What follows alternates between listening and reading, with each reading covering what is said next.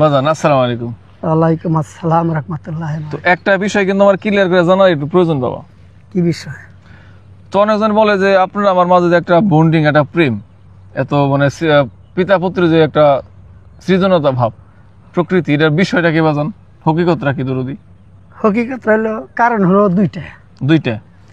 একটা হলো জন্মস্তরে প্রেম, হ্যাঁ, আর একটা হলো কাছে কাছে রাখা, দূরে ঠেলে না দেয়, মানে কাছে কাছে রাখা, এটা একটা প্রেম।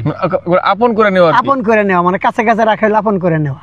যে পিতা পুত্রের অনেক লজ্জা জিনিসটা, যে দূর আমার আব্বা অথবা ছেলে এত দূর কেন কাছে কাছে আসবো, না ওটা না, মানে আপন করে নিতে হবে আর কি। আপন করে নিতে হবে, ওটা হবে না। যেহেতু আপনার নিজে হতেই তার সৃষ্টি, আত্মা দ্বিখণ্ডিত হয়েছে সৃষ্টি, অবশ্যই। তাহলে আপনার মনোভাব, আপনার যে ফিলোসফি, এইটি আমার মনোভাব, এটা গুরুজনের কথাও, তাই না? শাস্ত্র ওইটা আছে যে জন্মান্তর এক ভাব, আর দূরে না থেকে কাছে কাছে রাখা, কাছে কাছে থাকা, এটা হলো এক প্রেম, এক ভাব। বলে আমাকে যে আপনার দুজনের মাঝে একটা মানে প্রেম, এটা সচরাচর দেখা যায় না আর কি, এর জন্য আপনাকে জিনিসটা আমি প্রশ্ন করি আর কি। ওটা আগে থেকে আমার বাবা আমার কাছে কাছে রাখছে, এই কারণে মানে তোমার আমার কাছে কাছে রাখার জন্য মনে চায়, এই তো। যাকে ধন্যবাদ সবাইকে, আসসালামু আলাইকুম।